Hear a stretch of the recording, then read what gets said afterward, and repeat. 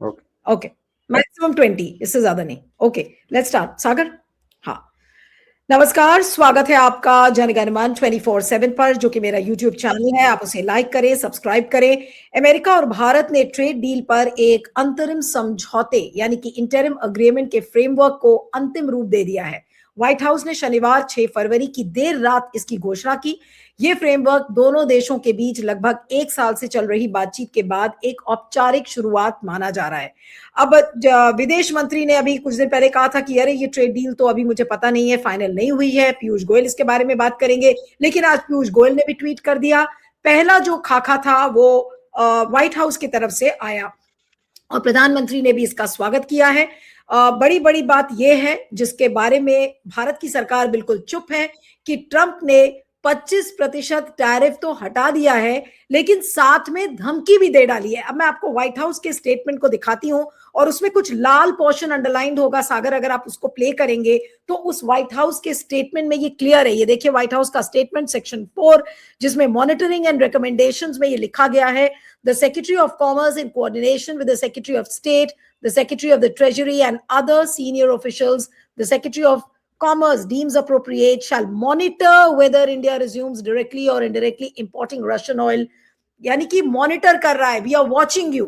और उसके बाद लास्ट में जो लाइन है कि this duty of 25% can be री इम्पोज्ड। ये बहुत इंपॉर्टेंट है कि ये जितने लोगों का नाम बीच में दिया हुआ है, ये लोग आपस में कंसल्ट करेंगे। Secretary of commerce, secretary of homeland security, US states representative, the assistant to the president for national security, ये सब मिलकर देखेंगे। और अगर उनको लगता है कि भारत किसी न किसी तरीके से डायरेक्टली या इनडायरेक्टली तेल खरीद रहा है, तो ये जो 25% का टैरिफ है ये वापस लगा दिया जाएगा। इसके बारे में भारत बिल्कुल चुप है। एक तरीके से भारत सरेंडर कर गया है, लेकिन गोदी मीडिया जिस तरीके से ढोल बजा रहा है सुबह से, उससे ऐसा लग रहा है जैसे कि पता नहीं कौन सा जग जीत लिया है मोदी जी ने। अब मोटी मोटी पॉइंट्स आपको इस डील के बता देती हूं कि अमेरिकी औद्योगिक और कृषि उत्पादों पर भारत ने टैक्स में कटौती की है। भारतीय उत्पादों पर अमेरिका का 18% पारंपरिक टैरिफ है। अंतरिम समझौते के बाद चुनिंदा भारतीय निर्यात पर 0 टैरिफ लगेगा।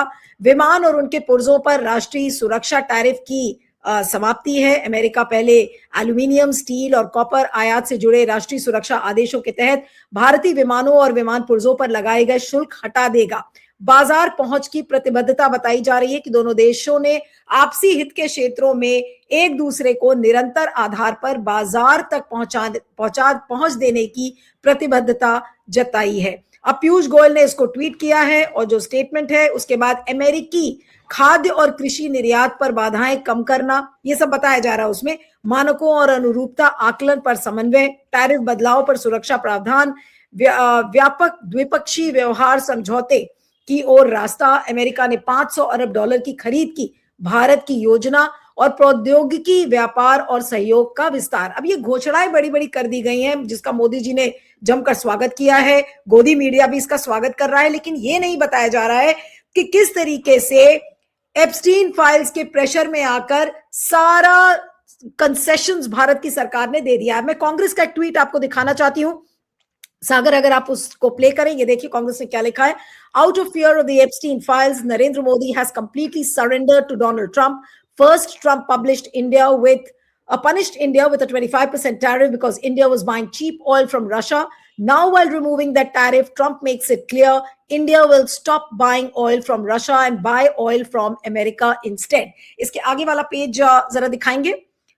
हाँ, इसके आगे वाला पेज प्ले करिए। Trump openly, that's not all, Trump openly warns India, we are watching you, if you buy Russian oil again the tariff will come back immediately. This statement exposes the truth. Narendra Modi is compromised. Look at how India is run today. और उसके बाद statement है, Trump कहते हैं don't buy cheap Russian oil. Modi कहते हैं yes sir.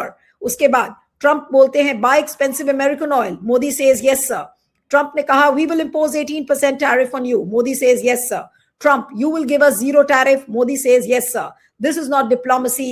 This is submission. तो आज इसी पर हम चर्चा करेंगे कि ये जो पूरा जो जॉइंट स्टेटमेंट है ये क्या दस्तावेज है एक तरीके से? क्या ट्रंप ने सबूत दे दिए हैं कि ये देखिए मोदी जी सरेंडर कर चुके हैं? ये जॉइंट स्टेटमेंट अपने आप में उस सरेंडर का दस्तावेज है। हमारे साथ independent media analyst Siddharth Sharma है। सिद्धार्थ, आपका स्वागत है, thank you so much for joining. और पहला सवाल यही है कि कल देर रात ये जो जॉइंट स्टेटमेंट आया और सुबह से गोदी मीडिया इस पर ऐसा ढोल बजा रहा है जैसे कि इतनी बड़ी उपलब्धि तो मोदी जी को बहुत जद्दोजहद के बाद करनी पड़ी। क्या ये सरेंडर डॉक्यूमेंट है, जॉइंट स्टेटमेंट नहीं, ये एक समर्पण का दस्तावेज है? जी जी मेरे ख्याल से जनगण मन के दर्शकों के लिए इसमें कोई आश्चर्य नहीं होना चाहिए, क्योंकि जनगण मन वो चैनल है जिसने आज से 1 साल पहले 13 फरवरी 2025 को बोल दिया था कि अमेरिका से भारत मवेशी का चारा भी आएगा और महंगी ऊर्जा भी आएगी। ये जनगण मन सबसे पहला चैनल था जिसने 1 साल पहले बोला, और वही चीज आज सत्य हो गई है। तो जो चीज तय हो गई थी, पहले आपने सगाई कर ली थी, केवल आज ये हुआ है कि आप शादी कर ली है। बीच में आप भाग रहे थे ट्रंप से, वो ट्रंप पीछे पड़ा हुआ था, आप जबरदस्ती गले पड़ के शादी कर ली, क्योंकि आपने सगाई पहले बात कर ली थी। तो सबसे पहली बात है कि हुआ ये मोटा मोटी आप ये हुआ, इसमें कौन सरेंडर किया नहीं किया, ये अब इसमें राजनीति की चर्चा करना बेमानी है नीलू जी, क्योंकि अब इस देश के 140 करोड़ नागरिकों के ऊपर कुछ नीतियों का असर पड़ने वाला है। ये किसने किया, क्यों किया, कोई व्यक्ति था, किसी का ढोल बजा, नगाड़ा बजा, ये सब अपनी जगह पर एप्स्टीन फाइल के कारण ये महत्वपूर्ण अब नहीं रहे। अब ये एक दस्तावेज बन गया है, जो एक नीति बन गई है। ये नीति परिवर्तन के चलते इस देश के 140 करोड़ लोगों के ऊपर इसका क्या असर पड़ेगा, ये प्रमुख हो गया है। मोटा मोटी इस डॉक्यूमेंट को देख के ये लग रहा है कि 12,000 साल पुराना भारत को 12 साल के अंदर पूरे के पूरी तरह से बेच दिया गया। ये मामला सरेंडर का, किसी व्यक्ति के सरेंडर का नहीं रहा। भारत जो 12,000 साल की भारत की एक अपनी अस्मिता थी, ये 12 साल के अंदर भारत पूरी तरह से भारत को बेच दिया गया है। क्योंकि अब होगा ये, इस डॉक्यूमेंट के अनुसार भारत के गरीब ग्रामीण किसानों को सस्ते अमेरिकी खाद्य से खतरा पहले तो था ही, अब वो आएगा। क्योंकि पहले पैराग्राफ में लिखा हुआ है ट्रेड डील में कि India will eliminate tariffs on US food and agricultural products. मतलब भारत के किसान को इससे पहले अमेरिकी खाद्य से खतरा था, अब वो आएगा। भारत के पढ़े लिखे जो शहरी लोग हैं, उनको अमेरिका जाने की इच्छा थी, अब वो नहीं जा पाएंगे, क्योंकि इस पूरे डॉक्यूमेंट में कहीं भी वीसा की चर्चा नहीं है कि वीसा के नियमों को कम करेंगे। अब मुझे बताइए कि भारत, और तीसरा इन्होंने मैन्युफैक्चरिंग सेक्टर के बारे में बताया। अमेरिका कह रहा है कि आप सस्ता रूसी तेल आप नहीं लेंगे, आप अमेरिका से महंगी ऊर्जा लेंगे। तो मतलब मोटा मोटी आप ये बोल रहे हैं कि सस्ता खाना भी आप अमेरिका से लेंगे और महंगी ऊर्जा भी आप अमेरिका से लेंगे। इसका नतीजा क्या होगा, बहुत सिंप्लीफाइड टर्म में बताता हूं। आपके घर के नीचे एक छोटी सी दुकान है जिसमें कि हल्दीराम के 10-10 रुपए के भुजिया टंगे हुए हैं लाल पीले। अब होगा ये कि हल्दीराम को वो भुजिया भुनना बहुत महंगा पड़ेगा, क्योंकि ऊर्जा महंगी हो गई, और क्योंकि उसको वो महंगी हो गई, इसीलिए वो किसानों से जो आलू खरीदता था वो भी कम कर देगा। तो आने वाले समय में आपके घर के बाहर अभी जो हल्दीराम के 10-10 रुपए का भुजिया का पाउच टंगा हुआ है, उसके बदले अमेरिका के प्रिंगल चिप्स टंगे हुए मिलेंगे। हल्दीराम भी घर चला जाएगा, और हल्दीराम जिस किसान से खरीदता था आलू, वो भी घर चला जाएगा। क्योंकि आप एक ही साथ सस्ता खाना भी खरीद रहे हैं और महंगी ऊर्जा भी खरीद रहे हैं। इसका मतलब आपका पूरा का पूरा मैन्युफैक्चरिंग सेक्टर जो है वो मार खाने वाला है। मैन्युफैक्चरिंग सेक्टर, परसों भारत का बजट था, मैन्युफैक्चरिंग सेक्टर भारत के बजट के अनुसार 15% का था। तो मतलब 15% मैन्युफैक्चरिंग, और हमें पता है कोई भी मैन्युफैक्चरिंग होता है तो उसमें ऊर्जा की जरूरत पड़ती है, मशीन चलती है, वो मशीन में बिजली लगती है, पेट्रोल लगता है, डीजल लगता है, तभी तो वो मैन्युफैक्चर करती है। तो अगर आपका मैन्युफैक्चरिंग में ऊर्जा का ही कॉस्ट ज्यादा हो गया तो दुनिया में आप कैसे कंपीट करेंगे, वहां खत्म हो गए। दूसरा, भारत की 15% आबादी एग्रीकल्चर पर, मतलब खेती पर निर्भर है। आपने ये कह दिया कि अमेरिका से आप खेती का सामान भी लेंगे और खाना भी लेंगे, तो दोनों चीज जब बना बनाया खाना, बना बनाया प्रिंगल्स चिप्स आप लेंगे अमेरिका से, तो मुझे बताइए कि भारत का किसान जो हल्दीराम को भुजिया आलू बेचता है और हल्दीराम उसको कढ़ाई में तल के आपको आपके घर में, मतलब पाउच में 10 रुपए के पाउच में भुजिया बनाता है, न तो उसको आलू खरीदने की जरूरत पड़ेगी क्योंकि उसको महंगा पड़ने लगेगा, क्योंकि उसको तेल का ऊर्जा भी महंगा पड़ जाएगा। तो मोटा मोटी हमको ये ध्यान में रखना है कि आप किसी भी समाज में रहते हो, समाज में 3 तरह के लोग होते हैं। एक के पास श्रम होता है, उसके पास बुद्धि और पैसा कम होता है, आप उसको गरीब व्यक्ति कह सकते हैं। दूसरा व्यक्ति होता है जो बुद्धि जिसके पास ज्यादा होती है, उसके पास पूंजी कम रहती है, जिसको आप मिडिल क्लास कह सकते हैं। उसके पास पढ़े लिखे होते हैं, वो अपने बच्चों को पढ़ाते हैं, किसी को इंजीनियर बनाते हैं, किसी को एमबीए बनाते हैं, क्योंकि वो बुद्धिमान होते हैं। और तीसरा होते हैं पूंजी, कि तीसरा कुछ व्यक्ति होते हैं जिनके पास पूंजी होती है, वो अमीर कहलाते हैं। अमीर इस देश में बहुत कम है, मुश्किल से 5 करोड़ लोग भी इस देश में इनकम टैक्स नहीं देते हैं, उतना अमीर लोग इस देश में केवल 5 करोड़ हैं। 135 करोड़ लोग इस देश में या तो मिडिल क्लास हैं या तो गरीब हैं। मिडिल क्लास जो है वो उत्पादन में लगा हुआ है और गरीब जो है वो खेती में लगा हुआ है। अब उत्पादन, अगर आप उसका इनपुट कॉस्ट बढ़ा रहे हैं, आप कह रहे हैं कि आप रशिया से सस्ता तेल नहीं ले सकते, आप अमेरिका से महंगा तेल लेंगे, और ये भी कितना लेंगे? सबसे बड़ी बात है, इस चीज को आपने हाईलाइट नहीं किया, इसी डॉक्यूमेंट में आगे अमेरिका ने लिखा है कि भारत $500 बिलियन का सामान अमेरिका से अगले 5 साल में खरीदेगा। कैलकुलेटर में उस $500 बिलियन को भारतीय रुपए में आंकिए, ये होता है 41 लाख करोड़ रुपया। फिर से बोल रहा हूं, 41 लाख करोड़ रुपया। 2 दिन पहले निर्मला सीतारमण जी ने भारत का बजट प्रस्तुत किया था, पूरा का पूरा भारत का बजट 35 लाख करोड़ का नहीं है, मतलब 1 साल के भारत के बजट से ज्यादा का अमेरिकी सामान आप खरीदेंगे, ऐसा आपने वचन दे दिया है। इसका मतलब क्या है? आने वाले समय में आपके घर के आसपास सारी सस्ती चीजें, अमेरिका के चिप्स से लेके अमूल बटर के, आप जो आज घर पर नाश्ता करते समय टेबल बटर के रूप में अमूल बटर यूज करती हैं, उससे सस्ता जिफ का पीनट बटर आने वाला है। आपके घर के सामने जो आपके बच्चे 10 रुपए का हल्दीराम का भुजिया खाते हैं, उसके बदले प्रिंगल चिप्स आने वाला है। अमीर लोग जो आजकल स्कॉर्पियो की गाड़ी चलाते हैं, 25 लाख की स्कॉर्पियो की गाड़ी आती है, 20 लाख में आने लगेगी बुइक की गाड़ी अमेरिका से। तो अमेरिका पूरा का पूरा भारतीय बाजार के ऊपर आने वाले 6 महीने के अंदर देखिएगा, कार से लेके चिप्स तक भारत में आपको केवल और केवल अमेरिकी सामान दिखना शुरू हो जाएगा। और भारत में जो उत्पादक है उसकी बहुत मुश्किल होने वाली है, क्योंकि वो महंगी ऊर्जा से उत्पादन कर रहा होगा, क्योंकि वो सस्ती ऊर्जा से नहीं उत्पादन कर रहा होगा। तो मेरे ख्याल से इसमें गरीब भी पिसने वाला है, मिडिल क्लास भी पिसने वाला है, क्योंकि मिडिल क्लास थोड़ा बुद्धि पर भरोसा करता है, वो कहीं पढ़ाई लिखाई करता है, वो इंजीनियर बनता है, वो एमबीए बनता है, वो सोचता है कि किसी अमेरिकी कंपनी में हम काम करेंगे, आज नहीं कल अमेरिका जाने का मौका मिलेगा। अमेरिका ने पूरी तरह से वीजा का विषय बंद कर दिया, मतलब मिडिल क्लास को जो अमेरिकन ड्रीम था वो पूरी के पूरी तरह से खत्म हो गया। अमेरिकन ड्रीम टोटली कोलैप्स कर गया है मिडिल क्लास का। जहां तक श्रम की बात है, मैंने बता दिया, ऊर्जा महंगी होने वाली है, तो जो श्रमिक जो मेहनत कर रहा है फैक्ट्री में, उस फैक्ट्री का सामान कोई खरीदने वाला दुनिया में रहेगा ही नहीं, क्योंकि उनका इनपुट कॉस्ट ज्यादा रहेगा। तो गरीब की दिक्कत है, जो गरीब खेती में है उसको दिक्कत है कि आप खेती का सामान, आपने यहाँ तक कि मवेशी का चारा अमेरिका से आपने लेने की मंजूरी कर दी। मवेशी का चारा, नीलू जी, मवेशी का चारा, मवेशी को तो ऐसे भारत में ना, हिंदुस्तान में ऐसे ही घास फूस उगा रहता है, मवेशी वही चर लेता है, उसको मवेशी का अलग से चारा देने की जरूरत नहीं होती है। जिस भारत में इतना मवेशी का चारा है कि सड़कों पर गायें घूमती हैं और जिंदा रहती हैं, इसका मतलब गायों के लिए अलग से कोई चारे की व्यवस्था इस देश में है नहीं। मवेशी को अलग से चारा अमेरिका भेजेगा, तो सोचिए अब आने वाले समय में। इसीलिए मैंने कहा जनगण मन के दर्शकों को बहुत आश्चर्य नहीं होना चाहिए। 1 साल पहले ये पहला चैनल था, मैं दावे के साथ फिर से कह रहा हूं, ये पहला चैनल था पूरे भारत में, चाहे वो यूट्यूब हो या अल्टरनेटिव मीडिया हो या गोदी मीडिया हो।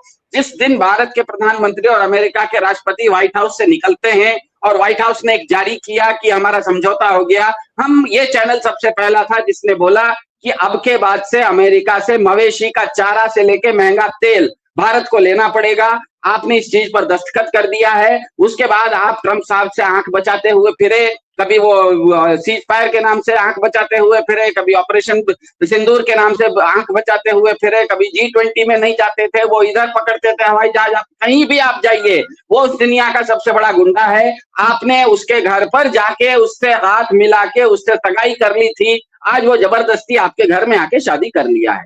इसका नतीजा यही है कि 12,000 साल पुरानी जो भारतीय संस्कृति है, 12 साल में भाजपा ने पूरा का पूरा भारत को बेच दिया। अब इससे ज्यादा क्या कहूं। लेकिन सिद्धार्थ, आपको क्या लगता है कि ये जो जॉइंट स्टेटमेंट है, ये अपने आप में ट्रंप ने मोदी के सरेंडर का क्या सबूत नहीं दे दिया? जो बात कांग्रेस कह रही है वो गलत तो नहीं है कि एक तरीके से मोदी के समर्पण का ये दस्तावेज है, और ये साफ अब लिखित में दिख रहा है, ये लिखित दस्तावेज है, ये लिखित सबूत है कि मोदी जी किस तरीके से सरेंडर कर चुके हैं। इसके पहले तक तो अभी ठीक है, ये फ्रेमवर्क है, अभी तो आगे जो डील साइन होगी अभी तो पता नहीं है डील कहां तक ये इसमें सफल हो पाएंगे, क्योंकि ये बोला जा रहा है मार्च में अब ये डील साइन होगी। ये तो एक फ्रेमवर्क है जिसको इंटरिम फ्रेमवर्क जिसको तैयार किया गया है, इसके तहत अब सारे फाइनल पॉइंट्स आएंगे। तो कुल मिलाकर हम क्या दर्शकों को समझाने के लिए हम ये कहें कि ये जॉइंट स्टेटमेंट नहीं बल्कि ये एक लिखित दस्तावेज है मोदी जी के समर्पण का ट्रंप के सामने। सीधी सीधी बात यह है नीलू जी कि भारत के प्रधानमंत्री जी ने भारत के नागरिकों को पूछे बगैर भारत के नागरिकों के लिए नीति बदल दी है। भारत के नागरिकों का इसमें कोई रोल नहीं है, इसमें भारत सरेंडर नहीं किया है, इसमें कौन सरेंडर किया ये बात नहीं है।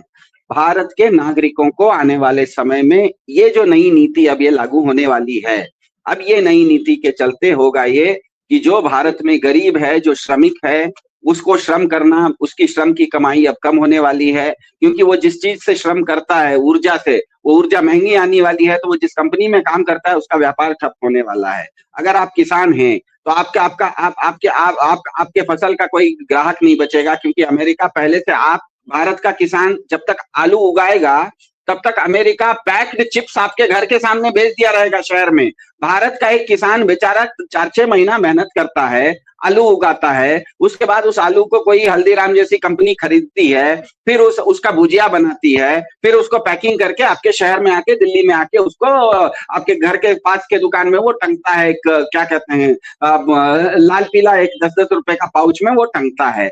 अब मुझे बताइए, ये पूरा प्रोसेस होने से पहले अमेरिका से प्रिंगल चिप्स बनाया 5 रुपए का आएगा और आपके दुकान के सामने लटक जाएगा। तो मुझे बताइए, हल्दीराम भी तो गया जो बना रहा है, जिसको आप एमएसएमई सेक्टर कहते हैं, आप जिसको इस चीज को ना आप लोग बड़ी बड़ी भाषा में कहते हैं एमएसएमई सेक्टर, एमएसएमई सेक्टर, ये पूरा एमएसएमई सेक्टर चला गया। एमएसएमई सेक्टर पर सबसे बड़ा मार है। और दूसरी बात है, एमएसएमई सेक्टर क्योंकि रॉ मटेरियल के लिए किसानों पर निर्भर करती है, तो एमएसएमई सेक्टर ही अगर टिकेगा नहीं तो उसको रॉ मटेरियल सप्लाई करने वाला किसान का माल खरीदेगा कौन? किसान का आलू खरीदने वाला कौन है? किसान का मिर्ची का पाउडर खरीदने वाला कौन है? किसान का लहसुन खरीदने वाला कौन है? किसान का अदरक खरीदने वाला क्यों है? कौन है? क्योंकि आप जो भुजिया खाते हैं उसमें यही सब तो पड़ता है, आलू पड़ता है, लहसुन पड़ता है, मिर्ची का पाउडर पड़ता है, अदरक पड़ता है। ये सब चीज जो किसान उगाता है उसको खरीदने वाला ही अब नहीं बचेगा। हल्दीराम पैक करके चला गया क्योंकि हल्दीराम को बनाना भी महंगा पड़ रहा है और उससे सस्ते में बना बनाया चीज आके अमेरिका से भारत में उतर जाएगा।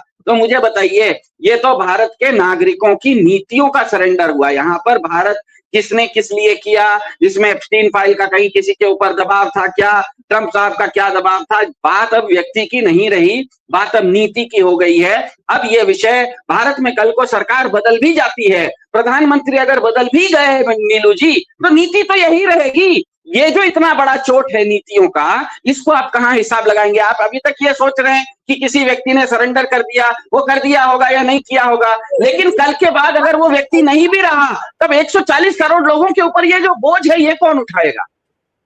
नहीं, लेकिन सिद्धार्थ, क्या आज देश को गुमराह करने का भी काम इस जॉइंट स्टेटमेंट ने नहीं किया? क्या हम ये नहीं कहेंगे कि आज ये जो जॉइंट स्टेटमेंट निकला है ये सिवाय देश को गुमराह करने का, और जिसमें कि गोदी मीडिया भी शामिल है, ये सिर्फ गुमराह करने वाला स्टेटमेंट है एक तरीके से। आप सच्चाई तो बता नहीं रहे।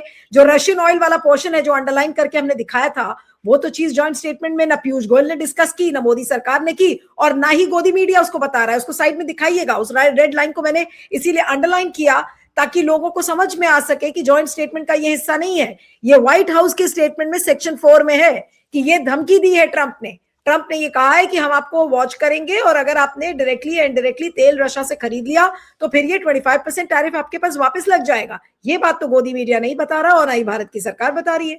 तो ये गुमराह नहीं कर रहे तो फिर और क्या कर रहे हैं? जी देखिए, एक कहावत है नीलू जी कि सच्चाई छुप नहीं सकती बनावट के उसूलों से, कि खुशबू आ नहीं सकती कागज के फूलों से। आप बनावट की बात क्यों करें? जो लिखा हुआ है पढ़ लीजिए ना। अगर मैं ये कह रहा हूं कि जनगण मन चैनल 1 साल पहले इस चीज को कह रहा था कि भारत और अमेरिका का बीच में ट्रेड डील हो चुका है, ऊर्जा महंगी आप लेने वाले हैं और सस्ता खाना भी आप लेने वाले हैं, यहाँ तक कि आदमी का तो छोड़ दीजिए, मवेशी तक का आप सस्ता खाना खरीदने का वचन आप दे चुके हैं। जो चीज हो गई है आप उसको ढक रहे हैं, पोत रहे हैं, आप उसको गोदी मीडिया है कुछ भी बोले, लेकिन सच तो सच है ना। आपके कमरे के अंदर एक अगर हाथी आके खड़ा हो गया है तो आपके आंख बंद कर लेने से हाथी चला नहीं जाएगा ना। आपने उस हाथी को कह दिया कि नहीं नहीं ये हाथी नहीं है, 5 अंधों की कहानी है, किसी ने वो हाथी का पूंछ पकड़ा बोला ये रस्सी है, किसी ने हाथी का पैर पकड़ा खंबा है। आप वो तो अंधे थे, यहाँ पर तो साक्षात हाथी आपके कमरे में आके खड़ा है, आपने आंख बंद कर लिया है, आप उसके पैर को पकड़ के कह रहे नहीं नहीं ये हाथी नहीं है ये खंबा है। आपके कहने से थोड़े वो खंबा हो जाएगा, वो तो हाथी है, वो 1 साल पहले ही आपके कमरे में आके खड़ा हो चुका था। अब तो वो हाथी बड़ा भी हो गया है, मैं तो कह रहा हूँ 1 साल पहले जब आया था तब तो हाथी बच्चा था, अब आपके कमरे में 1 साल में वो मोटा भी हो गया है, आपका कमरा तोड़ के अब वो निकलने वाला है। मेरे ख्याल से फिर से मैं कह रहा हूं 12,000 साल की भारतीय संस्कृति को 12 साल में पूरी तरह से अब बेच दिया गया। भारत नाम की जो संस्कृति है कल को न तो इस भारत का श्रमिक जो कि गरीब है वो अब टिक पाएगा, न तो बुद्धिमान मिडिल क्लास टिक पाएगा और न ही पूंजीपति अमीर टिक पाएगा। ये तीनों के लिए अब भारत में आर्थिक रूप से टिकना असंभव, पूरी तरह से असंभव हो चुका है। केवल मैं ये कह सकता हूं कि 5 करोड़ भारतीय लोग जिन्होंने शायद इनकम टैक्स दिया होगा, जो अपने आप में बहुत बड़े पूंजीपति हैं, हो सकता है उनकी कंपनियां अमेरिका, इंग्लैंड वगैरह तो दूसरे देशों में भी होंगी, तो जिनके पास ऑलरेडी पहले से बहुत सारी पूंजी है, बाप दादा की पूंजी हो या आपकी कंपनी की पूंजी हो, बस वही टिकेंगे। बाकी मिडिल क्लास का भी कोई टिकना अब मुमकिन नहीं है, और जो मिडिल क्लास से नीचे है गरीब, उसका तो टिकना बिल्कुल ही मुमकिन नहीं है। क्योंकि कोई भी अर्थव्यवस्था चलने के लिए आप कोई चीज बनाते हैं, उस चीज को सामने वाला लेता है, खरीदता है, तभी वो अर्थव्यवस्था चलती है।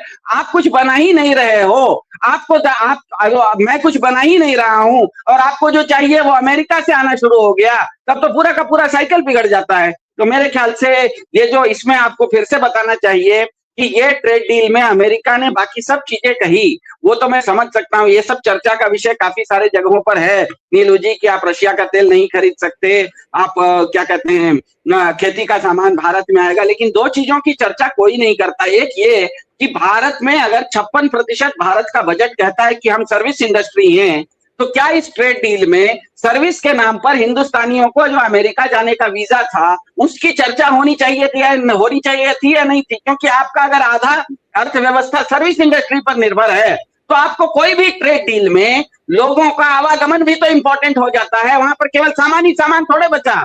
अगर आपको भारत का बजट कहता है कि 56% आपका भारत का बजट सर्विस इंडस्ट्री है, सर्विस इंडस्ट्री है मतलब तो वहां पर तो सामान का आना जाना नहीं हुआ, वहां पर तो आदमी का आना जाना हुआ, तभी वो सर्विस इंडस्ट्री है। और इतना बड़ा ट्रेड डील में अगर सर्विस की बात नहीं है, मतलब 56% भारत का जो सर्विस इंडस्ट्री है, इस ट्रेड डील में बिल्कुल वो ठप हो जाता है। ट्रेड डील इसके बारे में बिल्कुल पूरी तरह से मौन है। इसका मतलब उनको इस ट्रेड डील से जो सर्विस इंडस्ट्री में है उनको कुछ नहीं मिलने वाला, उल्टा उनको घाटा होने वाला है। कल तक शायद आप अमेरिका जाना आना आपका होता था, वो भी अब मुश्किल हो गया। और दूसरा, आप ये चर्चा कीजिए कि अमेरिका इस ट्रेड डील में लिख रहा है कि आप अगले 5 साल में $500 बिलियन का सामान हिंदुस्तान खरीदेगा। मतलब $500 बिलियन का मतलब 40 लाख करोड़ रुपया। पूरे भारत का बजट 1 साल का 40 लाख करोड़ नहीं है, उतना आपको 1 साल में सामान उससे खरीदना है। मतलब सोचिए कि भारत में आने वाले 6 महीनों में ना हर चीज आपका कलम से लेके, आपका चिप्स से लेके, आपकी कार से लेके, आपको सब चीज अमेरिकी खरीदनी पड़ेगी। और अमेरिका जिस दाम में लेगा उस दाम में आपको खरीदना पड़ेगा। अमेरिका अगर महंगा तेल लेगा तो आपको महंगा खरीदना पड़ेगा। अमेरिका अगर सस्ता आलू फेंकेगा आपके यहाँ तो आपको खरीदना पड़ेगा। ऐसे में बताइए कि अगर खाना सस्ता, अमेरिका से सस्ता खाना आएगा तो हमारे किसान क्या कर पाएंगे? वो महंगा चीज, हमारे यहाँ तो बेचारे किसानों को हम एमएसपी तक देते हैं, मतलब किसान को घाटा ना हो इसीलिए हम किसान को मिनिमम सपोर्ट प्राइस देते हैं। उदाहरण के लिए हम भारत के किसानों को मक्का उगाने के लिए, जिसको कॉर्न कहा जाता है, मक्का उगाने के लिए 24 रुपए किलो देते हैं, और अमेरिका का जो किसान है वो 17 रुपए में किलो एक मक्का उगा लेता है, 1 किलो। तो अमेरिका से अगर 17 रुपए का मक्का भारत में आ गया तो भारत का किसान 24 रुपए में कैसे बेचेगा? भारत का किसान अगर वो आलू उगा रहा है और वो आलू हल्दीराम भुजिया वाला लेके पैकेट बना रहा है, और हल्दीराम भुजिया को जो तेल का इस्तेमाल करता है ऊर्जा, वो आज तक रशिया से सस्ती आ रही थी, अमेरिका से महंगी आएगी, तो उसका जो चिप्स का पैकेट है आज जो 10 रुपए में मिल रहा है वो तो 15 रुपए का हो जाएगा। दूसरी तरफ अमेरिका से प्रिंगल चिप्स उसी आलू का 5 रुपए में आके पैकेट, रेडीमेड पैकेट आपके वो दुकान पर डंप करेगा। तो ऐसी स्थिति में मेरे ख्याल से जो एमएसएमई सेक्टर है, जो उत्पादक क्षेत्र है, मैन्युफैक्चरिंग सेक्टर है, जो कि भारत का करीब 30% है, मैन्युफैक्चरिंग सेक्टर पर भी मार पड़ेगी, क्योंकि manufacturing happens only because of energy, और एनर्जी अगर कॉस्टली हो गई तो मैन्युफैक्चरिंग मार खाता है। तो 30% मैन्युफैक्चरिंग इसमें मार खाएगा क्योंकि एनर्जी कॉस्टली होने वाली है। 15% एग्रीकल्चर इसमें मार खाएगा क्योंकि एग्रीकल्चरल गुड्स सस्ते अमेरिका से भारत आने वाले हैं। और 55% जो सर्विस इंडस्ट्री है वो बिल्कुल मार खाएगी, क्योंकि सर्विस इंडस्ट्री में लोगों का एक जगह से दूसरे जगह आना जाना बहुत इंपॉर्टेंट है, और अमेरिका वीजा के मामले में बिल्कुल इस मामले में मौन है। तो मुझे बताइए, ना तो सर्विस इंडस्ट्री को फायदा हो रहा है, एग्रीकल्चर को घाटा हो रहा है, मैन्युफैक्चरिंग को मार पड़ रही है, ऐसे में ये ट्रेड डील भारत के लिए कैसे फायदे का सौदा है, ये तो बिल्कुल समझ से बाहर है। बिल्कुल। चलिए सिद्धार्थ, आपका बहुत बहुत शुक्रिया। Thank you so much for joining. Thank you.